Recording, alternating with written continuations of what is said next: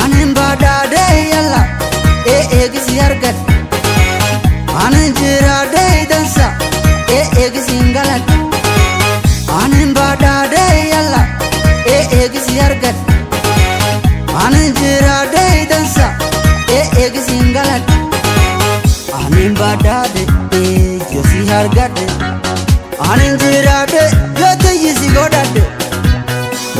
Gannarowe lafti leftirisa Anisim badhaadhe meekamina sidisa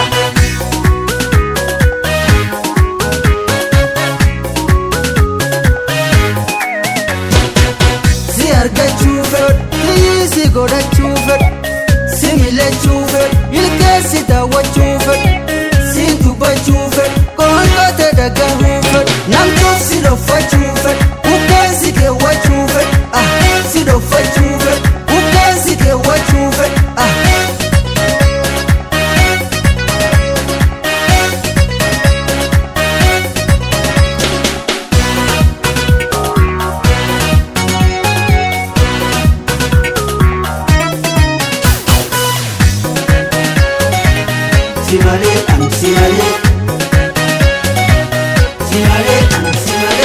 Anin badhaadhe yalla eegisi argad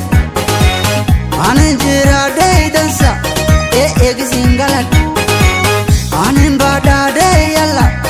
eegisi argad anin jiraadhe dansa eegisi galad anin badhaadhe yosi argadhe anin jiraadhe yotayisi godhadhe ilkeessa silaale daawwadhe sinquufu situu akkitiyya nami tokko leessisuufu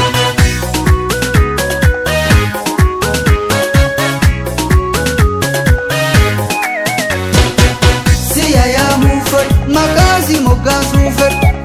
siya yaamuu fedh saafiitii siin jechuu fedh siya yaamuu fedh logootii siin jechuu fedh siin jechuu fedh gubaaltii siin jechuu fedh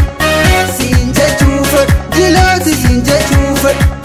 siin jechuu fedh yuubooti siin jechuu fedh siin jechuu fedh wantooti siin jechuu fedh siin jechuu fedh darbiiti siin jechuu fedh siin jechuu fedh haniiti siin jechuu fedh siin jechuu fedh abraasa siin jechuu fedh siin jechuu fedh dansati siin jechuu fedh siin jechuu fedh siin tola siin jechuu fedh siin jechuu fedh wandala siin jechuu fedh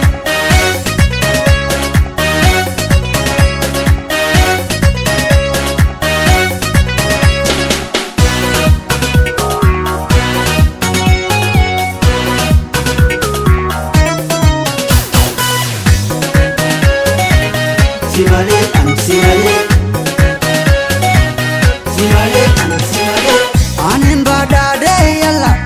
eegisi argad anin jiraadhe dansa eegisi galad anin badhaadhe yalla eegisi argad anin jiraadhe dansa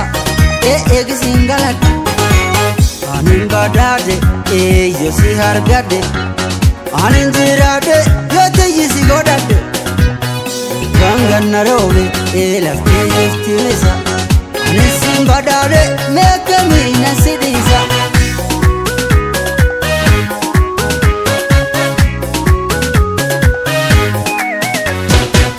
Si argachuu fedh si godhachuu fedh si milachuu fedh ilkeessi daawwachuu fedh si dubbachuu fedh qoonqote dhagahuu fedh namtuuf si dhoffachuu fedh bukkeessi keewwachuu fedh si dhoffachuu fedh bukkeessi keewwachuu fedh si dhoffachuu